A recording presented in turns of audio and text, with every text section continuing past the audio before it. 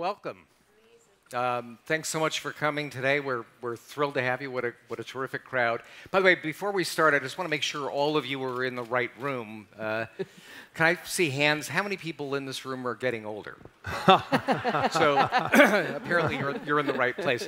So what a treat to be with our really wonderful panel today. Let me just start on my left, the great Arianna Huffington. By the way, for those of you who know, and I just want to alert the others on my panel, in addition to being one of Time Magazine's 100 most influential people in the world and the founder of the Huffington Post and now Thrive Global that she's going to talk about, Arianna was, at a very young age, the president of the Debating Society at Cambridge. So Dan, I'm suggesting you try to avoid fights with her during this session. To my immediate left, I guess the opposite side for you is Laura Deming. Laura is also quite an extraordinary person. Came to the U.S. I think to study at MIT in her mid-teens, and then Peter Thiel convinced her to leave college. She was one of two women who became a Thiel Fellow. She's now raised her, I guess it's second fund, or maybe yes. maybe kind of on her way to her third. So she's an active investor and scientist, and for those of us who focus on population aging and on longevity, Laura gives us hope that the next generation is interested in this topic as well. To my immediate right is Dan Buettner, who of course is the person who has observed more about aging societies than just about anybody else I know, the person who's defined blue zones, and he's going to tell us what places like Okinawa and Nicoya and various other towns around the world have in common. And to Dan's right is our friend and the wonderful Liz Blackburn, who's not only a Nobel laureate and well-known bioscientist, but one of the things that I find most interesting about Liz is that when she was a teenager, apparently she had pictures of amino acids on her wall. So when all the rest of us Sean were, Cassidy. yeah, I said most of I remember my sister I think had ripped up copies of Tiger Beat on her wall. So a little bit different, Liz. Let's start off. This is going to be kind of an interactive session. I don't know whether we'll have time for questions at the end, but it is the Milken Institute, so I think we should start off with a little bit of a test.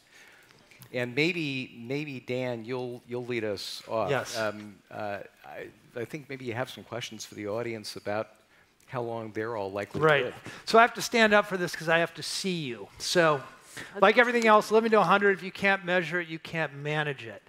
So we're going to start out by calculating each and every one of your life expectancy. And here I have the 8 questions that most highly correlate to longevity. And I'm going to ask them to you. Your job is to raise your hand if the question applies to you. And then the hard part, remember how many times you raised your hand. So you ready? They start easy and then they get hard. Raise your hand if you move at least 45 minutes every day.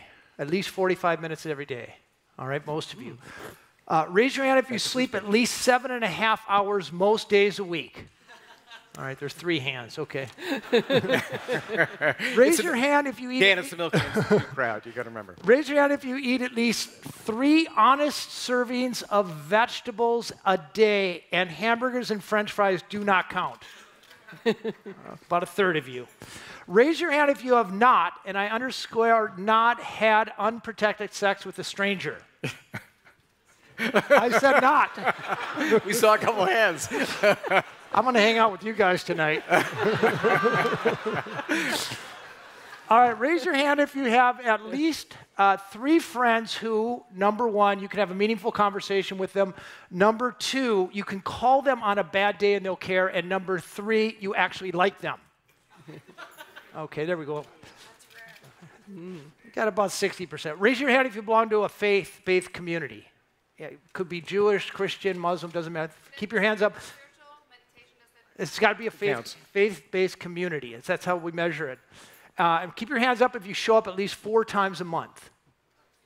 All right? 2 hands. Raise your hand if you haven't smoked in the last 5 years. Easy question. Haven't smoked in the last 5 years, and I mean tobacco. Californians, you don't. Finally, raise your hand if you believe you have the health and the desire to live to be at least age 90. Health and desire. That's actually the biggest predictor of longevity, so most of you. All right, so you counted the number of times you raised your hand.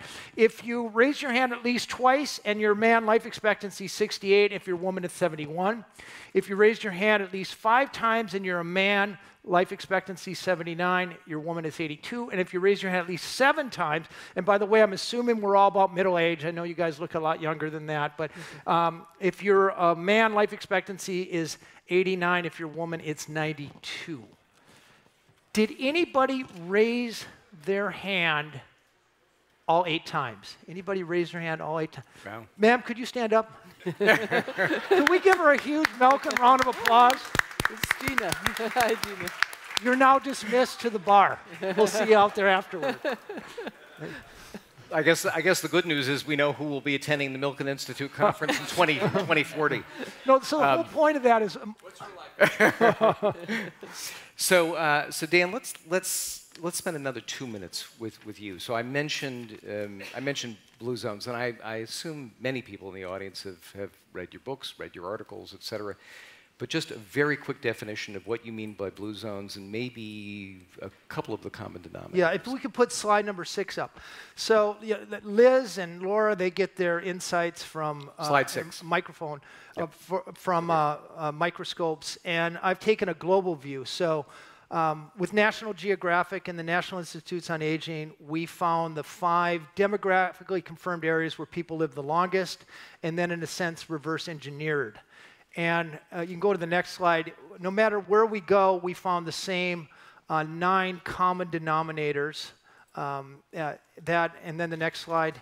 And they appear in a cluster. So there was no diet, there was no exercise pattern, there was no supplement, but you find the same sort of ecosystem around eating the right way, moving naturally, that was underpinned by purpose, facilitated by the right community, and then also made easier by the right social network, what we call it, the right tribe. And these are a lot of the same things that Arianna is promoting and doing great research on in her Thrive Global. It turns out that the sort of non-intuitive things are more powerful at delivering longevity in these spots than being on the right diet or CRX or something. Sure. So but let's go from kind of the environment to the body for a second, and Liz, to you next. So tell us just a little bit about your research on telomeres, but also what they can tell us about how the environment can improve our lives. Yes. Well, to frame it, can we look at slide 1? Slide 1. Slide 1, please.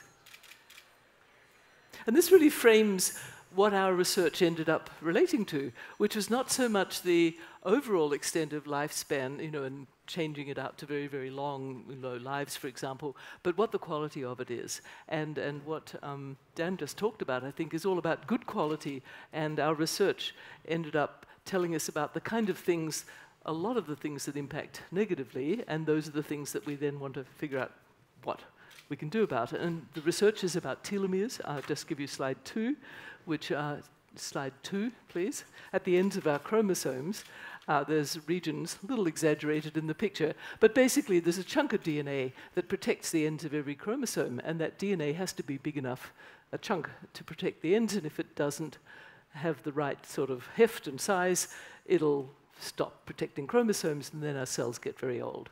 And so you can measure this. Dan, I thought it was great you said if you can't measure it, you can't manage it. And so this has been measured in humans for, large numbers of humans. And what you find is that the more those ends wear down and become ineffective, then the more your body starts to suffer its cells, and therefore your whole body, from being able to keep itself going really well. This is a very short lecture, but just go to the next slide. I'm not wanting to make it too long. But the whole idea is that when those telomeres wear down, those protective chunks of DNA, which they do just naturally as we get older, but they move down, they shift their, their downward pace is very, very variable among humans.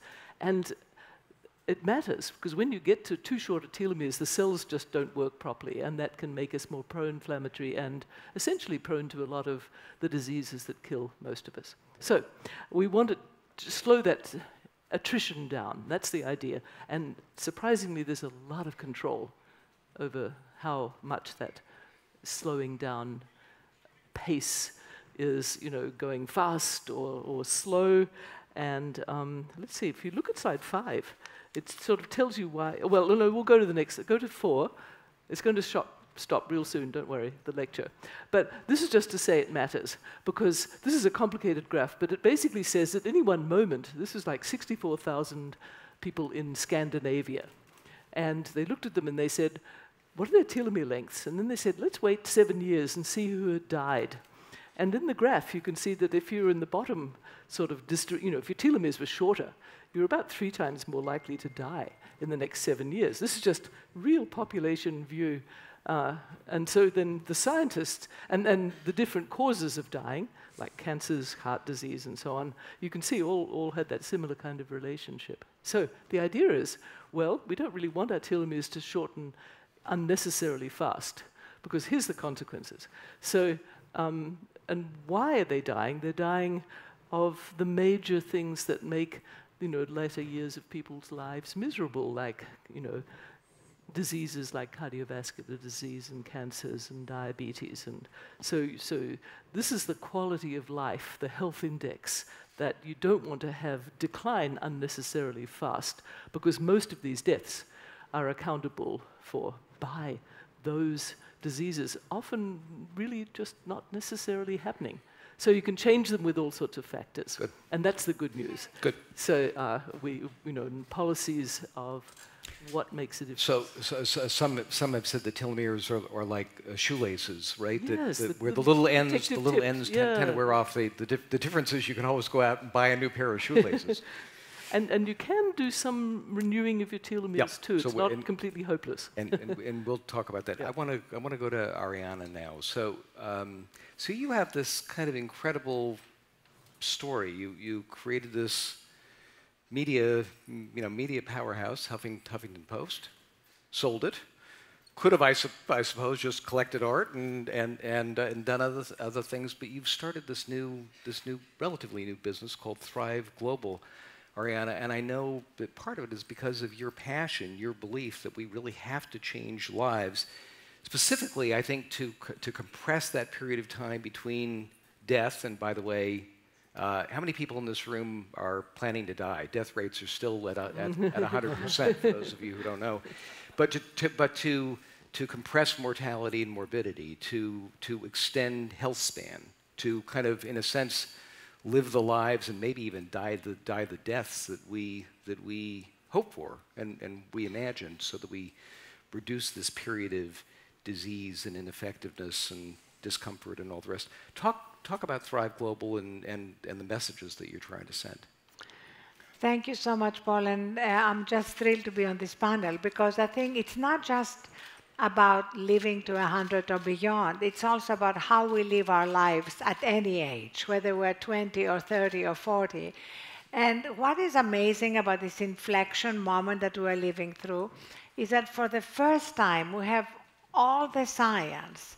Liz Blackburn, of course, is a pioneer in that.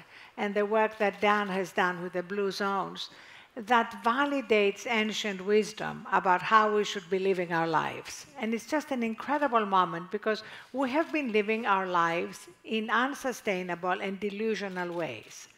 So in order to achieve all the things that need to be achieved, to change that, we need to change our beliefs. And that's one of the hardest things to change, because we are now swimming in a culture that believes that in order to succeed, in order to be one of the super successful people in this room and in this conference, you have to sacrifice your health, your well-being, your relationships. basically, we believe that burnout and stress are just the price we pay for success. And this is completely disproven by modern science. And we claim to be data-driven, but in fact, you walk around here and talk to random people, and they will tell you that they get 4 or 5 hours sleep, they're perpetually, quote-unquote, swamped, overwhelmed, catching their breath, this living in this frenetic way, and they think that is another proof that they are type A people in the arena, and that's just how it has to be. And it doesn't have to be that way. In fact, not only doesn't it have to be that way, you're going to be much more effective, much more productive if you actually prioritize your own well-being. And that's why I left the Huffington Post to create Thrive Global. We have a media platform that brings together the latest science, ancient wisdom, and new role models. People in the arena who are living differently.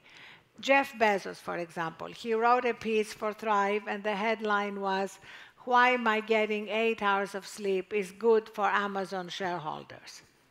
And he analyzed his decision-making. And he wrote that when I get 6 hours of sleep, my decisions, he said, are between 5 and 20% less good.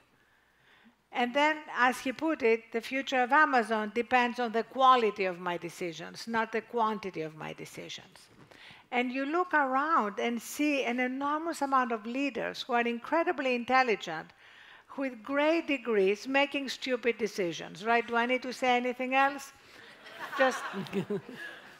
Just look at your morning news feed. So,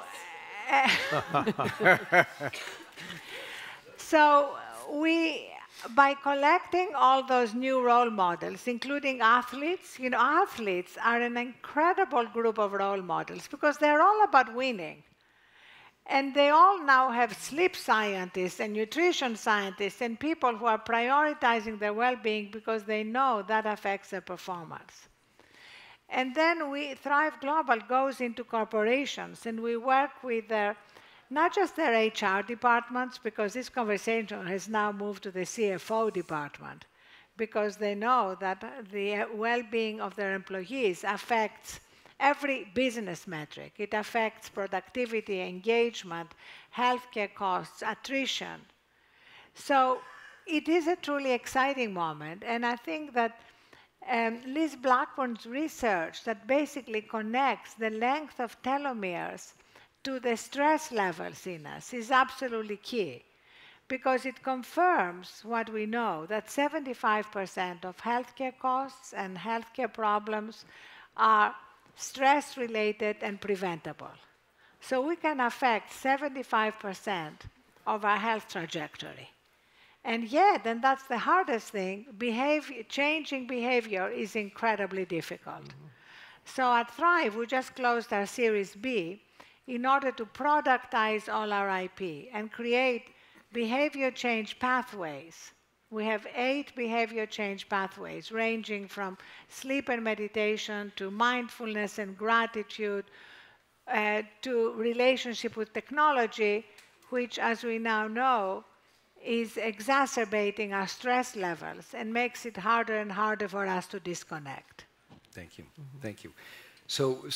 And I want to call on Arianna to talk a little bit about our communication failures in this area, because we know so much, both about the science and the issues in public health, and yet for some reason, a lot of it is frankly intuitive, and certainly much of it is evidence-based these days, but for some reason we have trouble scaling it, spreading it, democratizing it, embedding it in our regular practices. Before that, though, Laura, I'm fascinated by you. By the way, how many people, anybody in the audience run a fund or work at a fund? You've got to have some fun folks. Yeah. So Laura raised her first fund. The story I love is at 17, you weren't old enough to actually sign fund documents and have. Yeah. You were advised that they wouldn't be enforceable if you signed them. Right.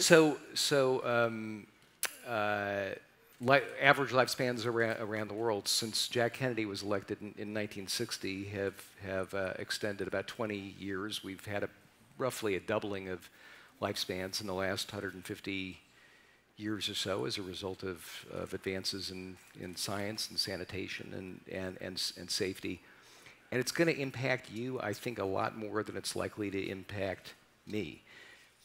So why did somebody in your generation find this science and this challenge so interesting? And how do we kind of get millennials and now the emerging Gen Z generation kind of more engaged in this topic? So I think it has partly to do with why I'm on this panel. So, you know, we're very heads down at the moment. We have a lot going on, so I don't go to many global conferences like this.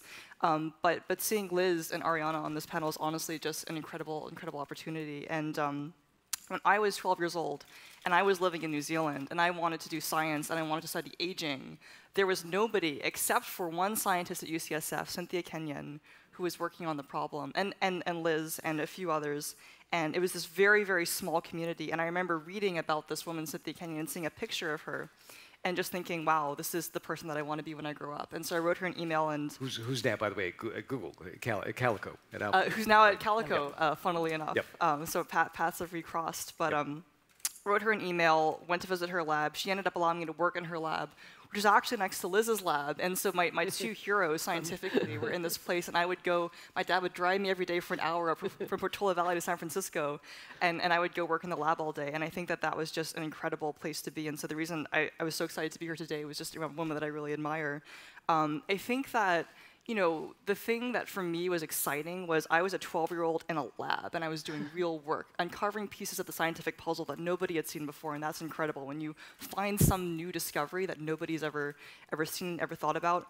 You know, I'd spend Sunday nights hunched over a microscope, ablating the sort of reproductive cells of worms at the L1 larval stage, and cause them to live 60% longer than normal. And just the power that gives you as a kid, you're kind of like, I am making an organism live longer. I'm doubling, 7xing its lifespan in some cases. And I can figure out how to do that, and I can factorially look through all the different parts of that. And so that was just a very fascinating, very empowering process, because, you know, these worms are tiny, they live about 20 days.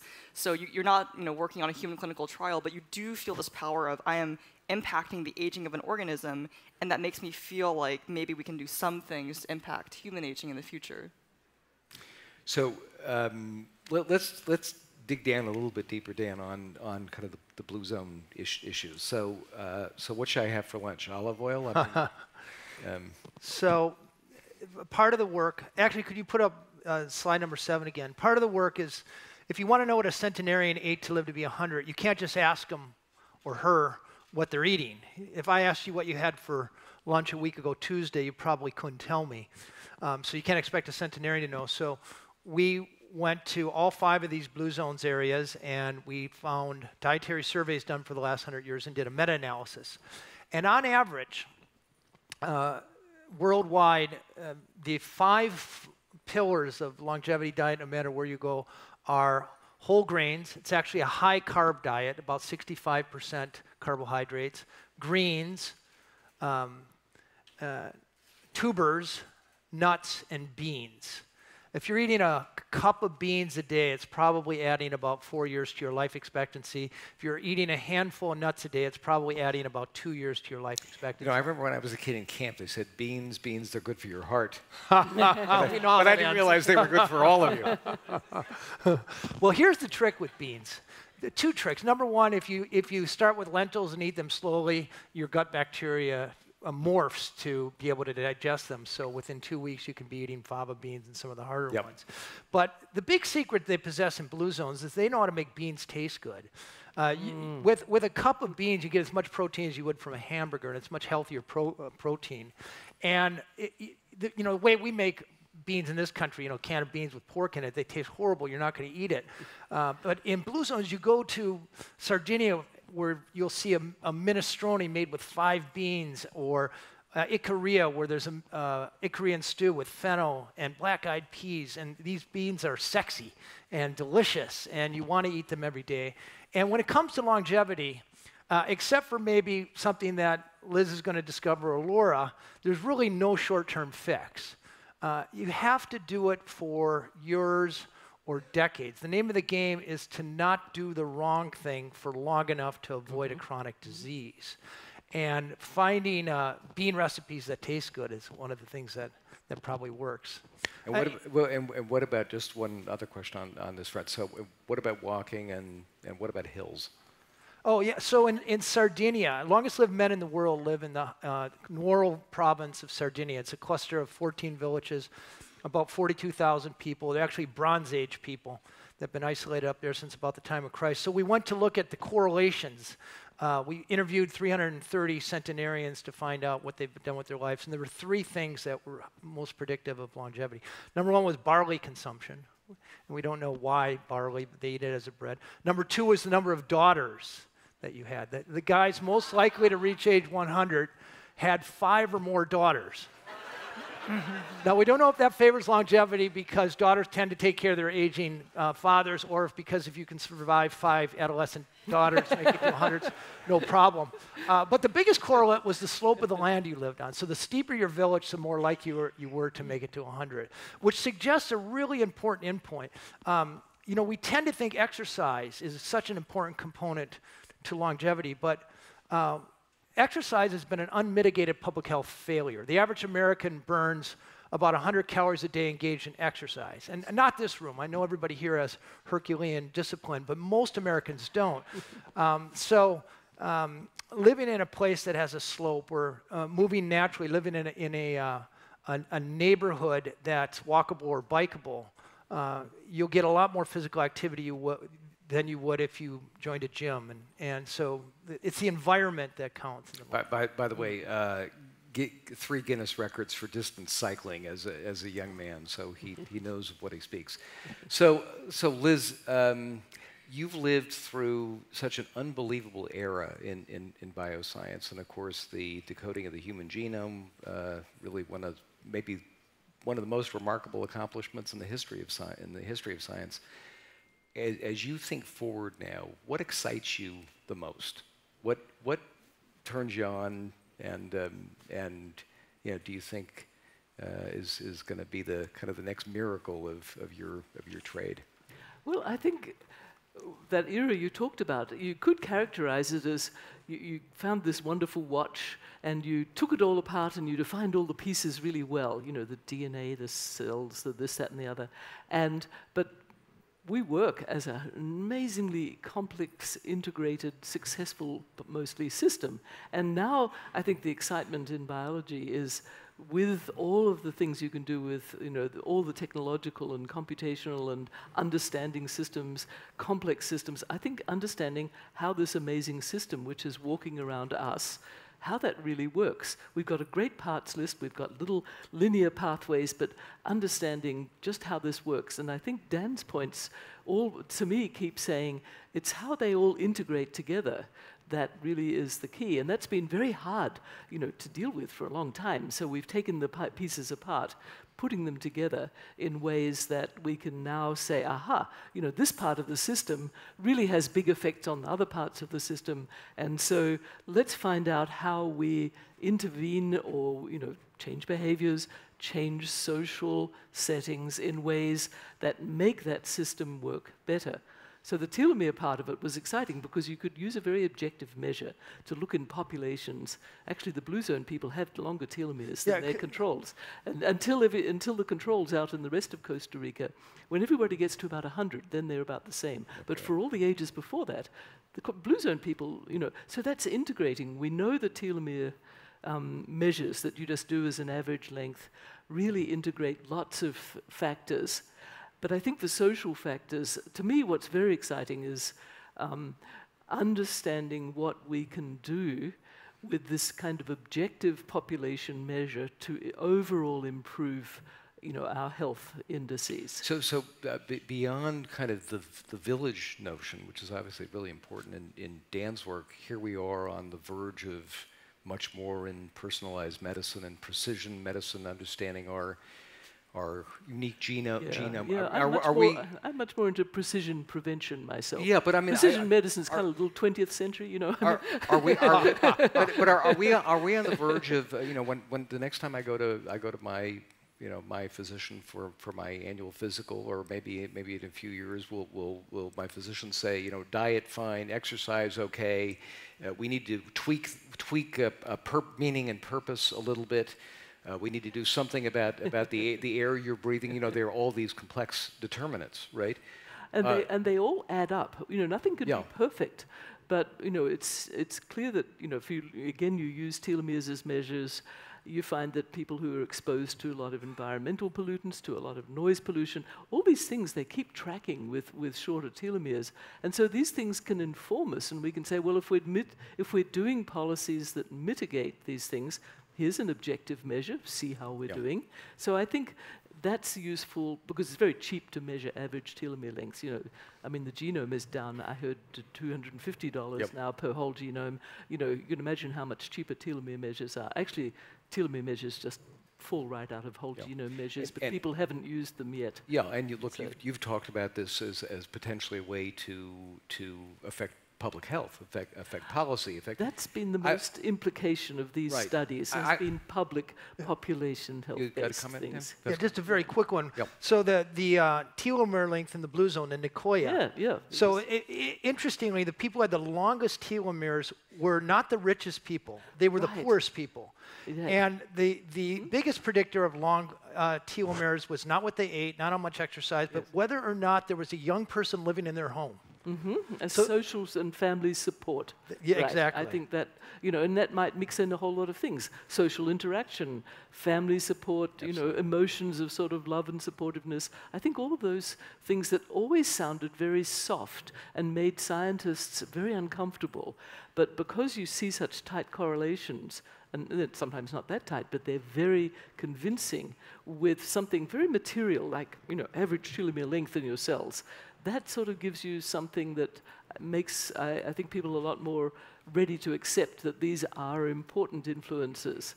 And, as does Dan's work, which says, here are all these determinants of longevity, but not just healthy longevity. I mean, it's healthy longevity that we're really talking about here. Look, and the fact that comes from Liz Blackburn is significant, because I think one of the challenges has been this notion that a lot of these determinants are kind of soft science, and therefore maybe not as meaningful as they should be. I want to go to come to Arianna for a second on this point. So Dan has laid out a compelling case, as have many others, on these determinants, on diet, and exercise, and sleep, and meaning, and purpose, and social interaction, and intergenerational connection, and housing, and transportation, and so many other things. So we know so much.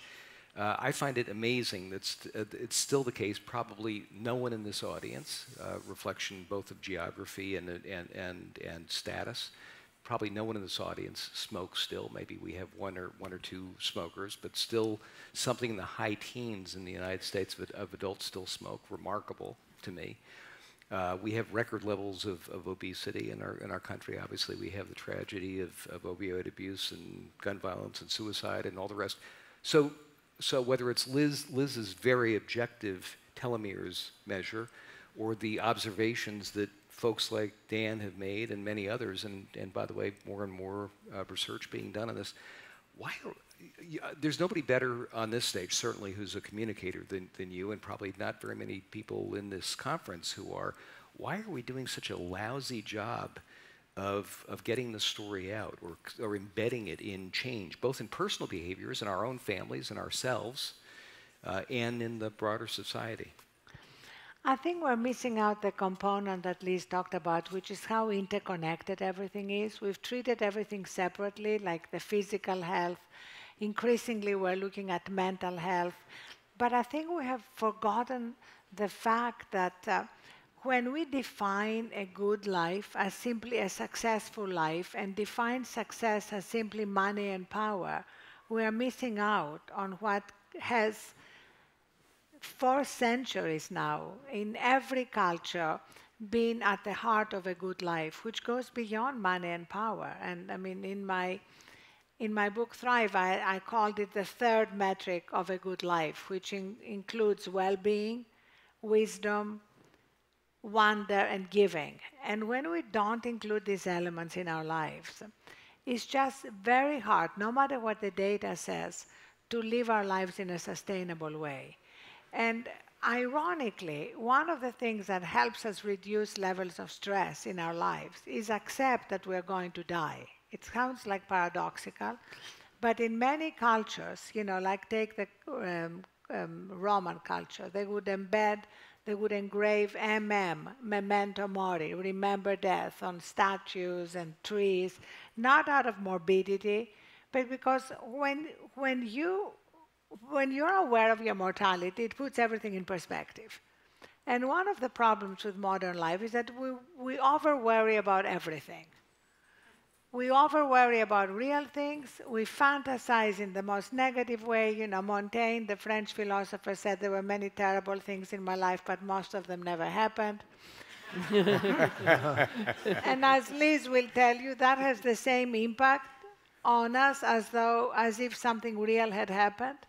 So I think we need to kind of go deeper and look at our lives in a way that has more significance. And what makes it harder now is something that blue zones didn't have to deal with, which is technology. Because we see now the connection between mental health problems and overuse of social media and the addiction to games. I mean, especially in China and Japan, this is now becoming an epidemic.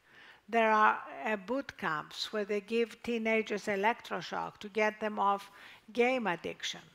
I mean, anybody here who has teenage children is dealing with the problem of trying to take phones away from their kids.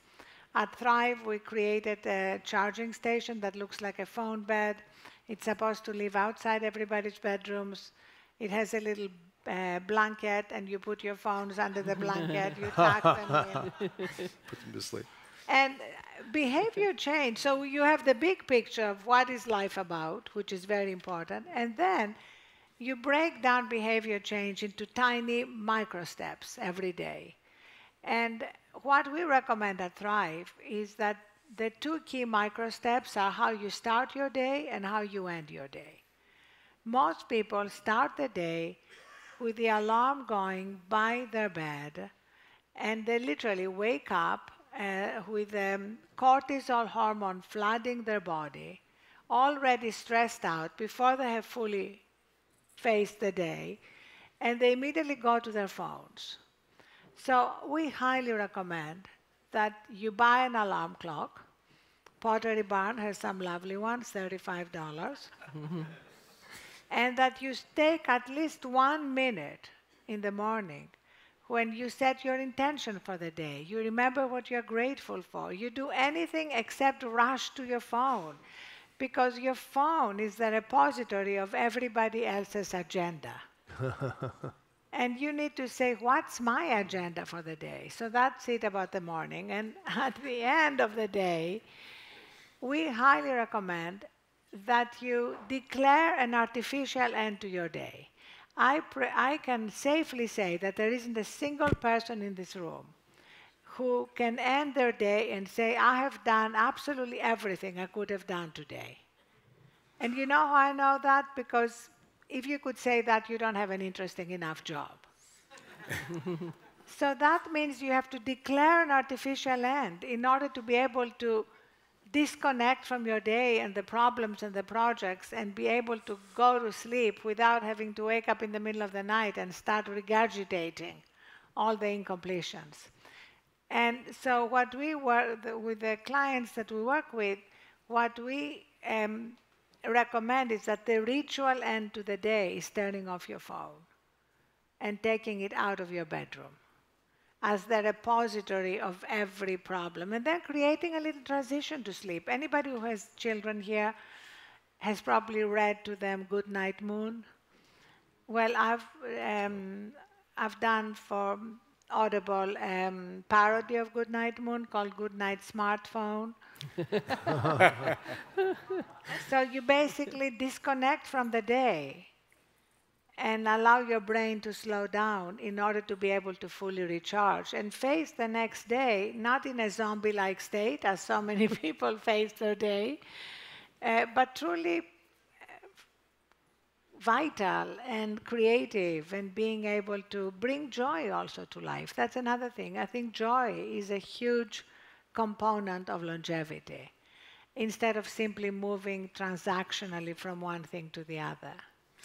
Yeah, I'm curious about whether people in the audience know about the happiness curve. How many Gen Xers in the audience? I'm just curious. How many Xers do we have? I'm sure we have some boomers. we have a fair number of Xers. So they're in kind of the misery stage of life, right? So the psychology tells us that the happiest times of life are youth and age. But that's why the message, I think, particularly to people in that middle section whose daily activities and whose eating and whose work habits and all the rest will so affect their later lives. Listen to this message from Arianna. So, can I speak to somebody from the Wired generation? So you heard this. I get pictures, Instagram pictures from my son of what he ate every meal, every day. How do I get him to turn off his phone, relax, and enjoy life, so that he can live a good, healthy, and long life? What do you think about that, Laura? Well, actually, one thing that came to mind while you were speaking, and I'd be curious if you explored this at all, is I don't know about most of y'all in this room, but when I was a kid, my dad gave me a book by Marcus Aurelius called Meditations. Yes, and it changed my life. by my bed. Oh, really? Oh, wow, okay, this is very interesting then. And I feel like before I read that book, I was a very stressed adolescent. I didn't really know how to manage my emotions or to accept reality. But then after reading it, and I think it's a pretty common, a lot of successful people will mention the same book, surprisingly. I think it just kind of learn to accept reality and then kind of go from there, and that eliminated a lot of stress of the cognitive dissonance. So when you think that something should be a certain way and it isn't, and you kind of think about the delta between those two things. So I guess I was curious, is that general philosophical kind of vector one that you think people might also benefit from exploring, or is it more like micro interventions that can cross-apply? No, absolutely. I think that's exactly, I think it's both. This more sort of philosophical approach to life. And when people ask me for a book, I too recommend Marcus Aurelius' Meditations. The reason is that Marcus Aurelius was in the arena. He was the emperor of Rome. That's a big job. But he was also a Stoic philosopher. So he can teach everybody here who is busy and has a big job how to do it without worrying about every little thing. He really teaches imperturbability. So that whatever happens doesn't immediately stress us to the point that it affects our telomeres and reduces our longevity as well as the quality of our lives. And so you basically have this bigger philosophical approach, and every culture has that. You go to China, we're doing a lot of work in China, and the Tao, Lao Tzu, yin yang, it's all about the same thing. If you think of it, what is yin yang? Yang is you go out in the world, you achieve, you conquer. Yin is you come back and refuel. We have lost track of the refueling. And I try to analyze that in one of my books. I think it goes back to the first industrial revolution, when we became enthralled with machines. And the goal of machines is to minimize downtime. The goal of software is to minimize downtime. But in the human operating system, downtime is not a bug, it's a feature. And that's what we need to remember. And one of the things I don't want to forget is I would love to invite all of you, both on the panel and in the audience, to write about your own experience, because we are finding on our media platform that the way we change behavior is not so much through the scientific data, but through new role models. Having people in the arena write about what they do, having you write about your Marcus Aurelius book, really gives others permission to make small changes in their lives and know that they are not going to basically be left behind. They are afraid that if they make any changes like that in their lives, they're going to be chilling under a mango tree rather than achieving. And if they hear from achievers, it helps them change their own behavior. Can I speak to that? Because I found that taking a short course of meditation, which sounds very indulgent, right?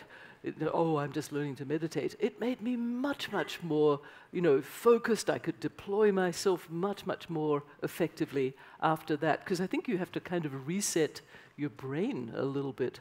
And, in this case, having been, somebody who fell into all of these sorts of modes of burnout and so forth, and I multitasked and so on, and I suddenly found this, because I did the meditation learning for an interesting reason, which was that some of our collaborators were looking at how that affected telomere maintenance, and I realized I don't know anything about meditation, so I should understand the collaboration, and that was so worthwhile doing, because it really, really, I think, did reset my brain, but the point is, made me more effective, and that is something that you don't really always think about meditation as doing.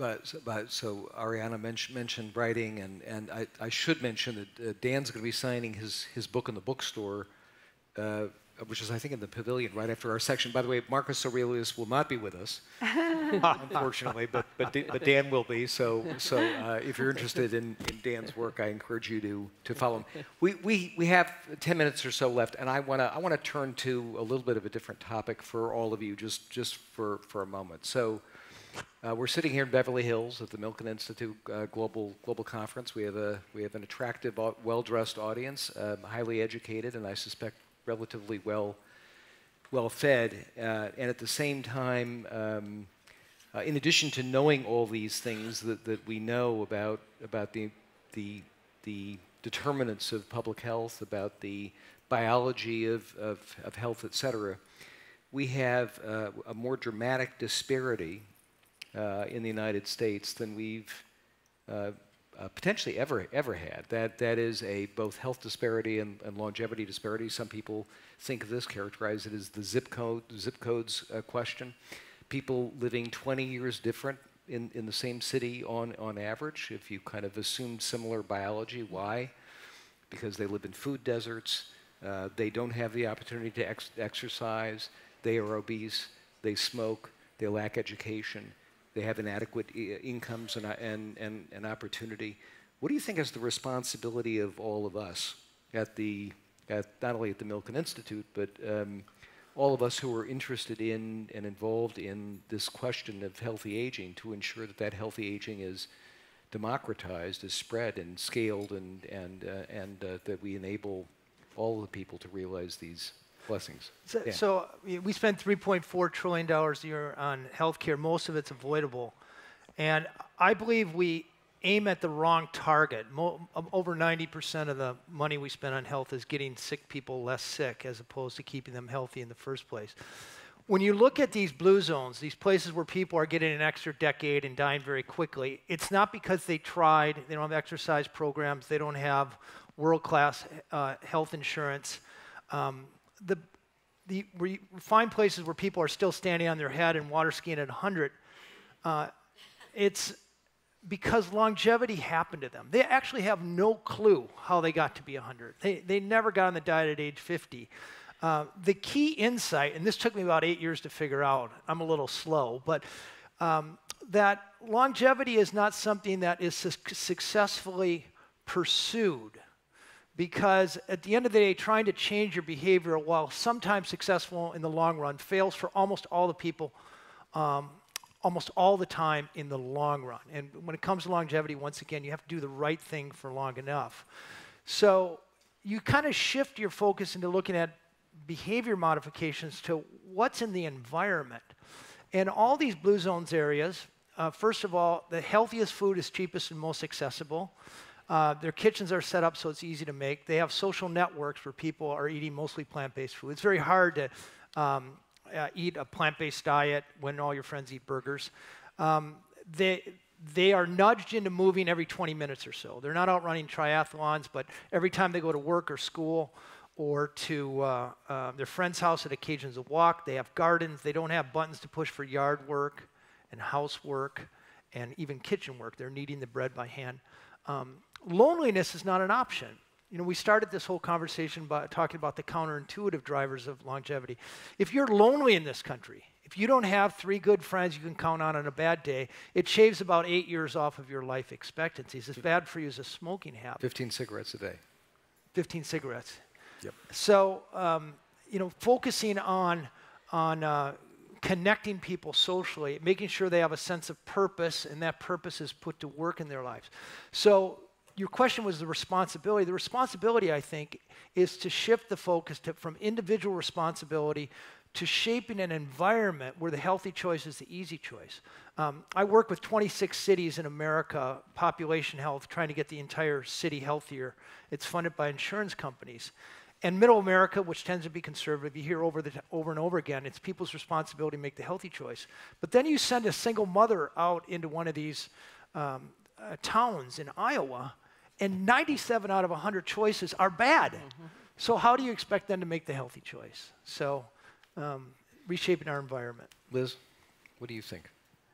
Well, I think we put so many of the health behaviors into a kind of you should do this sort of negative thing. You pointed out something about hamburgers and beans, but it was Epicurus who said Epicurus we think of as very sort of high-end food, but it turns out he said the best dish is a bowl of lentils. So I think we just sort of have to reframe how we think about these things that we put as so negative. Oh my gosh, I have to exercise, give up smoking, as reframing them into, actually this kind of food is delicious. Exercise, I found when I went to the gym with a trainer every week, I would feel so much better after that hour that, no one talks about that. They just said, oh, it's better for you. So I think maybe the communication that all of these kinds of things that we can do individually are not punitive. They're actually very, gratifying to do.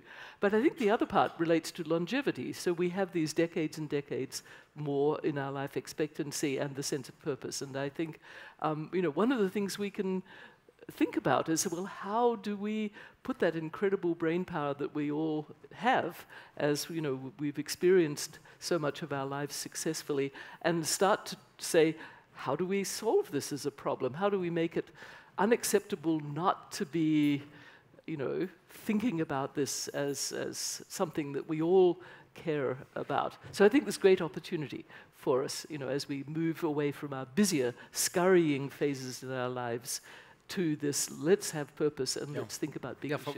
From a longevity perspective, it really is a paradox, because science in many ways has done its part, and social science and institutions have in many respects failed. We've created these longer lives, but we're really not sure what to do. We need to make social science the science that's greatly respected, because it's how we understand the forces that are in our environments and do dictate our behaviors. But I think, Paul, your original question about why are we not doing what we know we should be doing? It's not like we don't have the data. You're right. How many conferences have we been to about the need for inclusive capitalism, the need to address growing income inequalities? It's not as if we're not discussing these things, but we're not really moving the ball forward in any of these directions. And I think this is a crisis of empathy and a crisis of wisdom.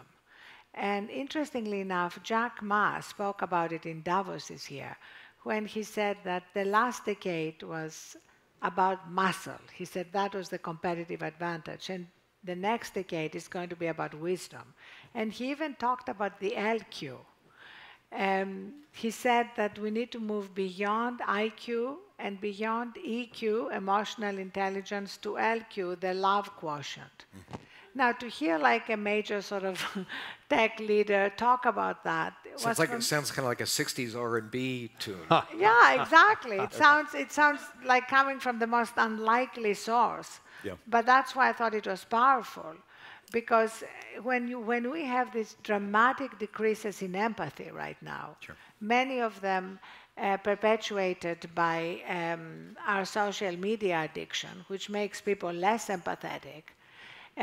We realize that if we don't change those trends, we're not going to be able to change outcomes, because only empathetic people who care about those left behind are going to bring an urgency to the solutions that is completely lacking right now. I mean, people are more outraged about bad jokes at the White House Correspondents' Dinner than the fact that Puerto Rico still in many areas doesn't have electricity, or that people are being torn apart from their families and deported, or that Flint still doesn't have clean water. But people are more outraged now about little things than about big things. It's as though we can't cope with the big things, so we're keeping our outrage for little things. Laura, 60 seconds. Do you have a kind of a view about how, as all of us move off into the sunset, you're going to be changing the world and addressing all these problems? Well, my friend told me something recently that I'm still struggling to understand, which is that ignorance is a form of coercion. And so I think, obviously we're working on the science part of it, but to your point, education is going to be very important. So, so each one of us has an opportunity to improve our own health, very likely to extend our own lives. There's really compelling research on the impacts, not just of, again, things like food and exercise, but on a sense of purpose and meaning and the implications literally for lifespan and health span. We have the opportunity to change our families and our communities and very much our businesses. And I guess maybe that's the most important message I want to give to this audience, because inevitably at a Milken Institute event, we have a significant number of business leaders, those involved in setting policy, in HR, in marketing, in a whole range of things that affect the human capital of your companies. You can set examples and change lives and lengthen lives and health and create healthier lives, and it's crazy for us not to be doing it with what we know. And please write about it. To make it super easy for you, I'm going to give you my email address, ah@thriveglobal.com, because if we're going to change the culture, we need a critical mass of people doing things differently and speaking about it. You got it. Come read Dan's book. Thanks very much to Liz Blackburn, to Dan Buettner, to Laura, and to Arianna for this terrific panel. Thank you so much. You're wonderful. I hope you enjoyed the discussion. I would like